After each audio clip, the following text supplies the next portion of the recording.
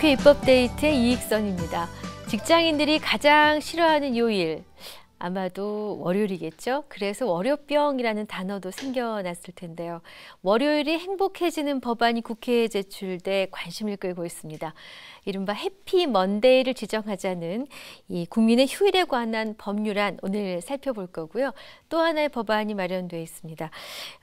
이 상품권 유통 질서의 확립을 도모하고자 하는 법안인데요. 두 가지 모두 제정안입니다. 대표 발의를 해주셨습니다. 새정치민주연합 홍익표 의원 모셨습니다. 의원님 어서 오십시오. 네, 안녕하십니까. 예, 반갑습니다.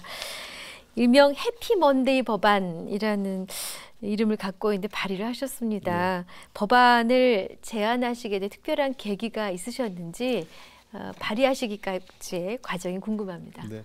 우선 뭐 저도 보통 일반 샐러리맨처럼 네. 소위 연구원에서 샐러리맨으로 한 17, 18년 근무를 했었기 때문에 예. 월요일이 어떤 건지 잘 알고 있고요. 네. 그리고 제가 운 좋게 연구원에서 일종의 안식년 비슷하게 일본에 좀 장기 체류한 적이 있었습니다. 몇 개월이요. 예. 그게 1999년 말에 일본을 갔었는데 네. 바로 일본에서 이러한 제도가 98년에 제정돼서 2000년 1월에 첫 시행이 됐었습니다. 네. 그때 제가 마침 그때 일본에 있었어요. 예. 그래가지고 이런 3일 연휴가 처음 되는 거에서 일본 사회에서 상당히 우려도 있었고 네. 기대도 있었는데 제도가 시행되고 나서 상당히 긍정적인 평가가 줄을 이루었습니다. 일본 네. 사회에서. 내수 진작 효과도 있었고 네. 그다음에 새로운 휴일에 대한 국민들의 행복 추구권 이런 것도 만족도가 높아져서 제가 그때부터 혹시 기회가 되면 우리도 이런 요일제 휴일제로 전환하는 게 어떨까 이런 고민들을 해왔었습니다. 네, 제가 이제 해피먼데이라는 단어를 쓰긴 했는데 시청자 여러분들이 이해를 돕기 위해서 해피먼데이가 뭘까 지금 의원님의 말씀 미루어 이제 유추가 가능하긴 합니다만 네. 이 입법 취지와 더불어서 좀 말씀해 주십시오. 네, 내용을 좀 설명드리면요. 네. 몇 가지 휴일을 기존에 우리가 지금 날짜로 정해져 있지 않습니까? 예, 그렇죠. 날짜가 아니라 요일제로 좀 바꾸자는 게 기본 골격입니다. 네. 즉 날짜와 관련돼서 그렇게 상징성이 크지 않은 몇 개가 있는데요. 예를 들면 3.1절이나 8.15 강복절 이런 경우는 날짜를 바꿀 수가 없지 않습니까? 못 바꾸죠. 그렇죠. 예. 그러나 지금 5월 5일 어린이날과 6월 6일 현충일, 그다음에 네. 10월 9일 한글날 같은 경우는 날짜가 그렇게 중요하지 않습니다. 왜 그러냐면 많은 분들이 좀 오해가 있는데요. 네. 어린이날을 5월 5일로 쉬고 있는 나라는 한국과 일본밖에 없습니다. 네. 원래 소파 방정환 선생이 할 때는 5월 1일이었어요. 네. 그래서 5월 5일이 큰 의미가 없고요. 그다음에 네. 현충일도 6월 6일이 원래 음력으로 6월 6일이었습니다. 아, 그렇군요. 예, 음력 6월 네. 6일이 망종이라고 그래서요. 예. 보리 수확이 되고 나면 네. 조상에 대한 제사를 지냈습니다. 그래서 음력 6월 6일을 한 거지 양력 6월 6일과는 전혀 관련이 없습니다. 그렇군요. 예. 네. 그리고 10월 9일 한글날도 네. 우리 훈민정음 그 당시 조선실록에 나오면 9월 상순, 그러니까 음력으로 9월 상순으로 되어 있습니다. 반포일이요. 그래가지고 오죽하면 가게의 날이라고 해서 우리 상해 임시정부는 가게의 날을 9월 9일로 한 적도 있었습니다. 그렇군요. 그러니까 10월 9일하고 날짜의 상징성은 없는 거죠. 그래서 네. 이런 날은 주중에 있기보단 그러니까 예를 들면 토요일, 일요일 겹칠 때도 있고 또는 네. 화요일에 있으면 일요일까지 쉬다가 하루 근무하고 또 그렇죠. 쉬는 날이 오고 예. 이렇게 하는 것보단 아예 그럴 바에는 예를 들면 5월 5일은 5월 첫 번째 월요일, 아하. 현충일은 6월 첫 번째 월요일. 그다음에 한글날은 10월 두 번째 월요일 이렇게 정해서 그 날을 요일제로 하면은 최소한 토요일, 일요일, 월요일 이런 3일 연휴가 가능해진다. 이렇게 만들자는 거죠. 늘 보장되겠군요. 그렇습니다. 3일 연휴가. 아하. 그러면 이제 국민의 휴일에 관한 이 법률안 지금 구체적인 내용을 거의 다 말씀을 해주신 거거든요. 혹시 네네. 추가하실 부분이 있습니까? 네. 사실은 더 중요한 게 있는데요. 네네. 이게 국민 휴일에 관한 법이라는 것입니다. 네. 왜냐하면 그동안 우리 법 체계에서는요, 예. 국민 휴일에 관한 법이 없었습니다. 아, 그렇습니까? 네. 그래서 제정안이 됐군요. 그렇습니다. 네. 보통 우리 법이 있는 법정 공휴일이라고 되어 있는데 법정 공휴일은 그건 그냥 지어진 말이고요. 사실 우리가 관행적으로 쓰는 말이고 예. 관공서 휴일에 관한 령이 있습니다. 네. 그러니까 이건 시행령이죠, 정부의. 그렇군요. 지금까지 우리 국민들은 관공서가 쉬는 날 그냥 쉰 겁니다. 따라서. 그래서 노동자들 같은 경우는 이제 휴일을 규정하고 있는 게 근로기준법인데요. 네. 근로기준법은 주 1일 휴일을 보장하고 있습니다. 5월 1일 노동절하고 예. 근로기준법에. 나머지 예를 들면 8.15 강복절이라든지 10월 25일 크리스마스 같은 경우는 모든 건 노사간 협약 사항입니다. 근데 근로자 아닌 예를 들면 근로자가 아닌 분들은 휴일을 법적으로 보장받는 게 아니죠. 그렇군요. 그래서 이번에는 우리 모든 OECD 국가들 대부분이 이런 요일제 근무제도 하고 있을 뿐만 아니라 그 국민의 휴일을 법적으로 보장하고 있습니다. 그래서 이번에 재정법을 만든 것은 국민의 휴일을 법적으로 보장해서 휴식권과 우리 헌법에서 보장하고 있는 휴식권과 네. 행복 추구권을 좀 더 확실하게 법적으로 보장하자는 것이죠. 그럼 우리가 아주 쉽게 쓰고 있었던 법정 공휴일이란 말은 사실 엄밀하게 따져보면 조금 잘못된 표현이었군요. 그렇죠. 그냥 대통령령에 의한 시행령 휴일이죠. 시행령 휴일이요. 예, 그리고 그건 공무원들만 대상으로 돼 있는 겁니다. 아, 그렇군요. 예. 네.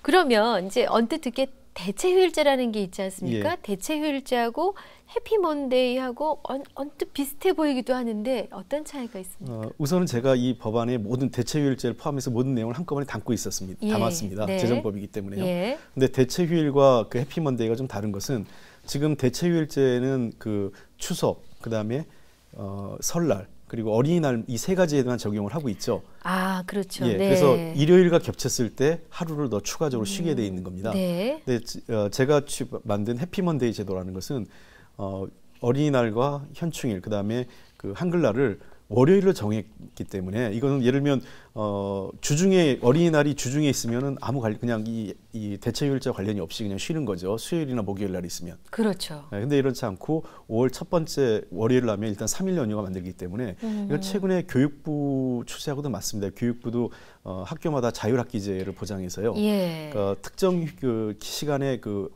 방학이 몰리지 않게 휴가가 몰리지 않게 하려고요. 자율학기제를 도입하고 있습니다. 학교에. 맞습니다. 예. 그래서 학교마다 그렇습니다. 어린이날 즈음에서 한 3, 4일 정도를 쉬는 학교들이 많거든요. 그렇죠. 봄방학이죠. 일종이에요. 예, 예. 그러니까 아이들은 쉬는데 부모님이 못 쉬지 않습니까? 그렇죠. 그래서 그런 경우를 네. 방지하기 위해서도 이런 이게 전 세계적인 추세인데 약간의 단기 방학이나 단기 휴일을 보장하는 것이 전 세계적인 휴일 그 추세라고 할 수 있습니다. 네.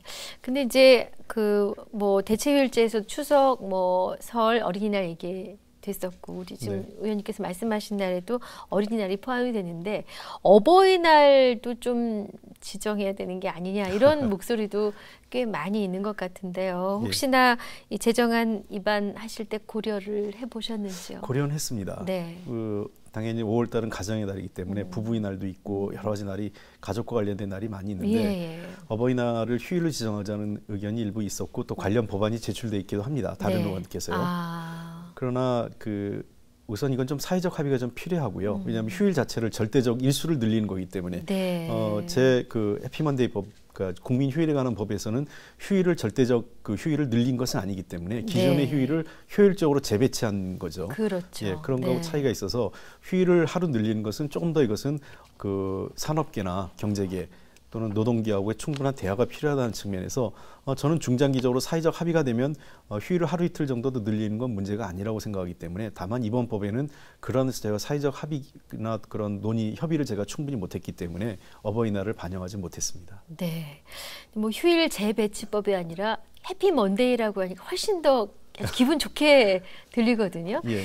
이 국민의 휴일을 특별히 더 강조하신 뭐 이유가 있으신가요? 아까도 제가 말씀드렸지만은 지금까지 우리 관공서 휴일에 관한 규정 대통령령이었기 때문에 우리 국민들에겐 휴일이라는 게 법적으로 보장돼 있지 않죠. 그렇죠. 예, 이건 좀 제가 보기에는 이 선진국의 추세에도 맞지 않고요. 대부분의 국가들이 국민의 휴일을 법적으로 보장하고 있다는 측면에서 이제 법제화를 좀 해야 된다라는 게 하나 있고 또 나아가서 이런 것들이 저는 기본권과 관련돼 있고 또 새롭게 최근에 휴일이 좀 늘어났을 경우에 휴일이 늘어난다보다 휴일이 좀 연휴가 늘어나면 관련 과거와 같이 좀 우리가 좀 경제기가 좀 달라졌어요.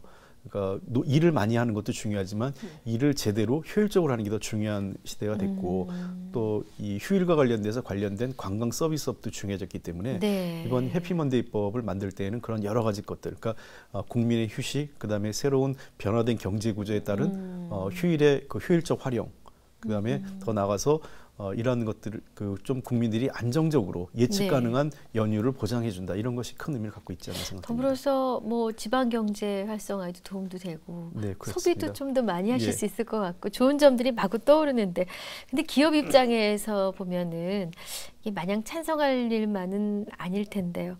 그러니까 우려 목소리에 대해서 의원님은 어떤 입장이십니까? 우려하신 분도 분명히 있습니다. 근데 상대적으로 제가 보기엔 대체휴일제 도입 당시보단 반대 목소리가 크지 않은 것 같고요. 그렇군요.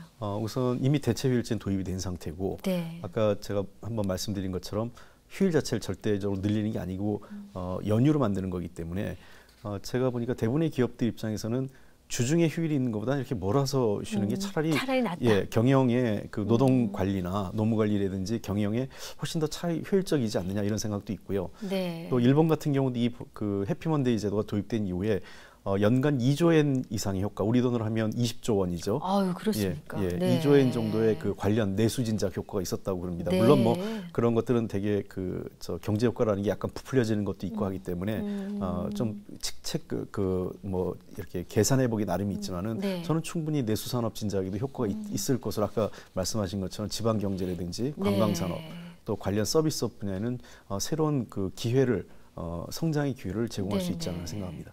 하도 소비가 안 되다 보니까 좀 이런 너무 기발한 아이디어를 주신 것 같은데 어떻게 처리 전망은 밝게 보시는지요? 이 법이 그렇게 쟁점 법안은 아니라고 저는 생각을 합니다. 네. 그리고 상당히 그 도시 지역의 샐러리맨이라든지 많은 분들이 그 좋아하는 법안이기 때문에 저는 여당 의원 쪽의 분들도 몇 분 만났더니 굉장히 재밌어하고 좋은 법이라고 하기 때문에 네. 잘 되지 않을까 기대하고 있습니다. 저도 네. 노력을 하겠습니다. 좋은 결과 있으시기 바랍니다. 예. 다음은 조금 어려운 내용이 포함될 수도 있어 보이는 이제 법안인데요. 네. 상품권 유통 질서 확립 및 상품권 이용자 보호에 관한 법률안 좀 깁니다. 네. 예. 역시 제정안인데 입법 배경이 어떤 것인지요? 상품권법이 원래 있었습니다, 우리가요. 예. 근데 1999년도에 이 법안이 없어졌습니다. 네, 그때는 이제 그 IMF 직후에 이제 규제 완화 차원에서 법안이 없어졌는데요. 보시게 되면 집안에 이 상품권이 막 집안 정리하거나 이사할 때 막 어디 구석에 처박혀 있던 상품권이 하나 나오기도 하고요. 몇 개씩 나옵니다. 네. 또 상품권이 유효 기간이 지나서 제대로 저 가치를 인정 못 받는 경우나 또는 상품권을 하러 갔더니 그 회사 상품권을 발행한 주체가 그 도산하거나 없어져 버려가지고 그걸 전혀 보상받을 길이 없고요. 네. 또 일부 이 상품권과 발행돼서 그런 낙전 수익이라고 그러죠. 발행한 주체는 이런 상품권의 그 자연 유실, 그러니까 뭐 잃어버리고 분실하거나 또는 뭐 없어지는 경우도 있고요. 네. 또 일정 기간 지나면은 환불하지 않는 그런 규정이 네. 있기 때문에 이런 낙전 수입이라고 그러는데 낙전 수입이 제대로 관리가 되지 않고 그냥 업체가 관리하는 문제도 있습니다. 또 최근에 정치권의 문제가 일부 정치권에서 문제가 됐지만 이게 고액권이지 않습니까? 대개 그렇죠. 10만 원권 또 예. 이 고액도 있어요. 한 100만 원권에. 그렇습니다. 그래서 여러 가지가 있기 때문에 이거는 일종의 뇌물로 정치권이나 또는 공직사회에서 부정부패의 활용수단이 된다는 측면에서 이걸 좀 투명하게 관리해야 되지 않을까 하는 차원에서 법안을 만들게 됐습니다. 게다가 무슨 영수증 발행의 대상이 되지도 않았다면서요. 그렇습니다. 네. 이게 발행되고 나면 그 한 번 발행될 때만 체크가 되고 네. 그 이후로 이게 누구한테 가는지는 아무도 알 수가 없는 거죠. 그래서 통상적으로 이 직원들 보통 아마 저도 회사 다니면서 그런 경우만 있었는데요. 네. 직원들 연말에 직원들 사기인작 차원에서 또는 뭐 무슨 체육대 같은 데 하면 기관장이 나눠주지 않습니까? 예, 예. 뭐 대표나 그 회사에. 그렇죠. 예. 그러니까 뭐 우승팀한테 뭐 상품권 그렇죠. 뭐 10만 원짜리 몇 네. 장 뭐 이렇게 나눠주고 있는데 그런 경우는 이제 직원들한테 가는 거니까 그렇다 치더라도 네. 복지 차원에서 예. 그렇게 발행을 해놓고 그것을 다른 용도로 쓰는 경우도 많았다는 거죠. 그래서 이제는 좀 이 상품권을 투명하게 관리해야 될 필요. 그다음에 발행을 어느 정도 발행되고 있는지 이게 사실상 유가증권이기 때문에 준화폐적 성격도 가지고 있어서 네. 이거를 좀 제대로 관리해야 될 필요가 있지 않나 생각됩니다.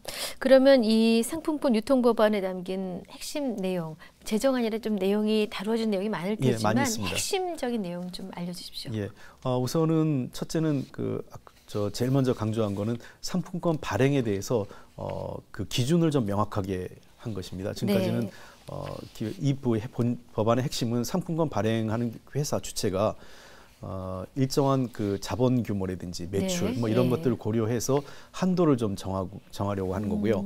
또 아까도 말씀드렸지만 그 회사가 부도나거나 이런 경우를 대비해서 미리 공탁을 하거나 또는 보험 계약을 통해서 충분히 그 소비자들이 보상받을 수 있도록 하는 거고요. 네. 또 아울러서 소비자들 입장에서도 일정 유통기한을 제대로 어떤 들쑥날쑥합니다. 어떤 거는 2년짜리도 있고 어떤 건 5년짜리도 맞습니다. 있는데요. 예. 그래서 일률적으로 최소한 3년 이상은 3년까지는 보장을 받고요. 3년이 넘어서 한 5년까지는 기본적으로 90% 이상까지는 네. 이 발행액에 기준을 해서 보상받을 수 있도록 명확하게 보상 규정을 가지고 해놨다는 거고요. 네. 아울러서 지금 현재 같은 그 상품권들의 발행에 있어서 전혀 이 국세청이라든지 또는 이런 그 정부 당국에서 관리가 제대로 안 되고 있다는 측면에서 이 법안을 통해서 좀 더 투명한 관리, 그리고 이 낙전 수입에 대해서도 휴먼 계좌에다가 그 일정 기간이 지난 금액들은 모아서 그 일종의 상품과 관련된 소비자 보호라든지 관련 사람들의 구제 이런 쪽으로 쓸 수 있도록 낙전 수입을 그 발행한 기업이 일종의 불법 수익, 그러니까 무단 수익이 되겠죠. 네네. 근거 없이 그런 수익이 전용되지 않도록 보장하는 여러 가지 관련 규정을 만들어놨습니다. 네, 뭐 아시는 분 다 아시지만 이게 비자금 조성의 한 경로로도 활용되고 있다라는 것을 알려져 있는 바이기 때문에 투명하게 할 수 있도록 지금 근거를 마련하시는 건데요. 그렇습니다. 이 제정안이 국회를 통과하면은 앞으로 소비자 입장에서 어떤 점이 개선이 될지, 또